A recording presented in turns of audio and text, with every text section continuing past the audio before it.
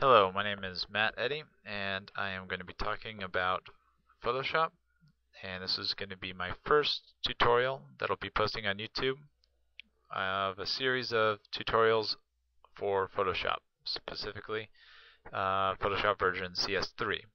This is the introduction, and it'll be very just kind of brush over the basic information for Photoshop.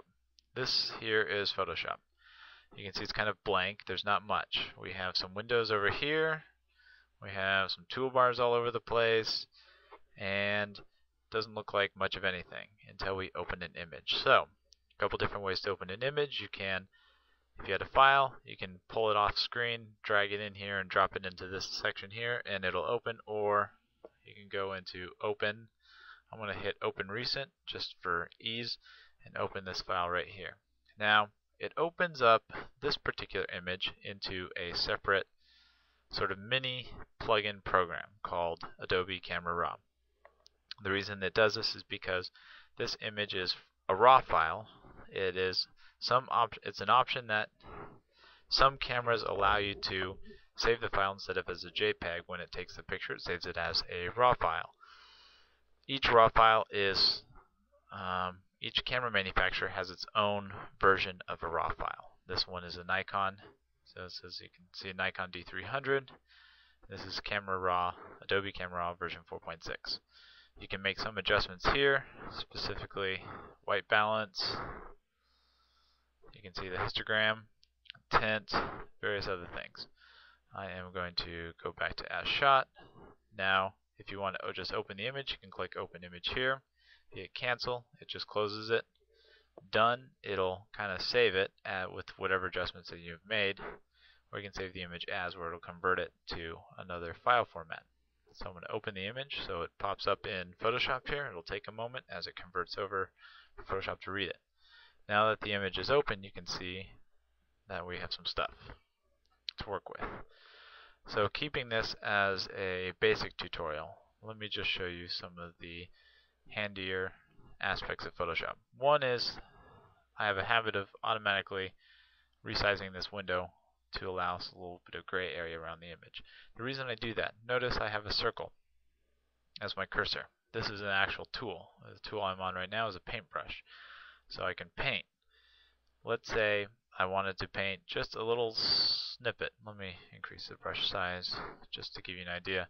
So now I have a lot larger. I just want to do a little bit like that. Notice the center of this brush has to be off the image itself, quite a distance. If the window is hugging the image, I can't do that. Notice it doesn't turn into the tool until the cursor is over the actual image itself.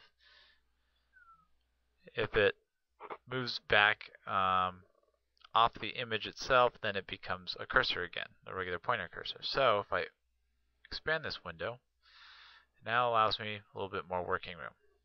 So that's one handy aspect of Photoshop that you should be aware of.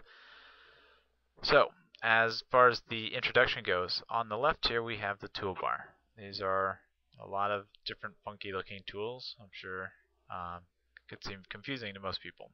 Here is actually the properties for the different tools. So you'll see that this changes as I click on different tools. Your normal sort of file, edit, etc., and then your mini windows, or what I call the mini windows. I think Photoshop refers to them as palettes. Let me just go give you a brief description. The tools, these are selection tools here, the first three. The crop tool, various brushes, clone stamp, the paint bucket, dodge and burn tool, text tool, hand tool, and then right here is your color. So this is where if you click on this square, you can change this color. It's a little bit, notice you just kind of click in a region. You slide this slider to change the color, and then you change the sort of the tone of it. This is the crop tool. I'm going to go back to the selection tool. Another important thing to notice with the toolbars, that any tool that has this little black triangle in the bottom right hand corner here, if you click and hold, it has some other options that you can choose. You'll see that pretty much all of them have that except for a couple. Some to note would be, for instance, the dodge tool has also the burn tool. Many of the selection tools, for instance, have a lot of different options. For the mini windows, the top one is going to be the navigation window. It's handy. You can zoom in and out with this little slider here. If you're zoomed in, you see this little red box, you can move it around. It represents what you're seeing in this window here. Histogram, I'll talk about this on my website in a sort of an online tutorial. You can just look on the website for that, and my website is listed in the description. Info, this is mostly color stuff, so you'll see it, information pops up when I have the cursor over the image. There's a fourth window here. I'm going to skip it. It's mostly color stuff to history. History is very important, very handy.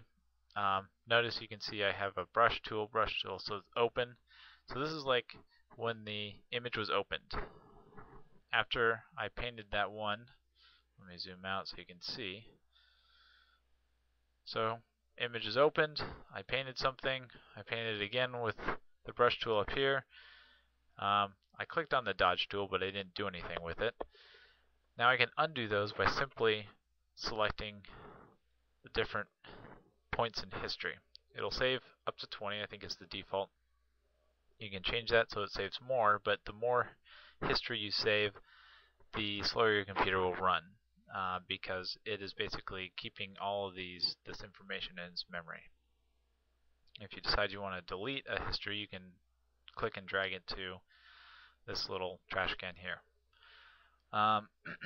Below that is another handy mini window. It's the layers window. This one, you can add layers, and we'll talk a little bit more about that in future lectures or tutorials. But you can make adjustments. You can add layers on top of the layer.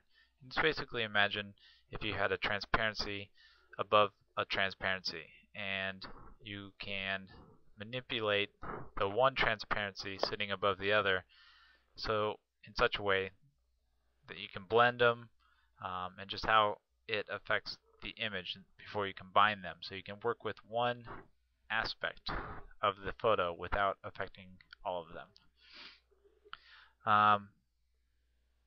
Let me just add a layer right here real quick so you can see that there's now a new layer.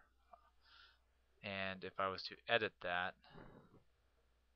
using the paintbrush, I can then blend it using the opacity to kind of help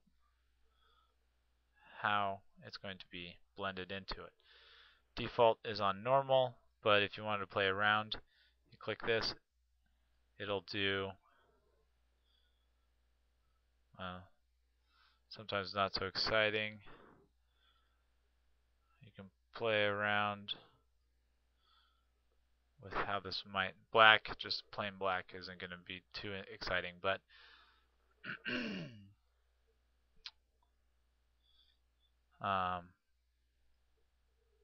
but you can do a lot of options. Notice all this is being saved in history. I'm going to go back to that. There's adjustment layer here.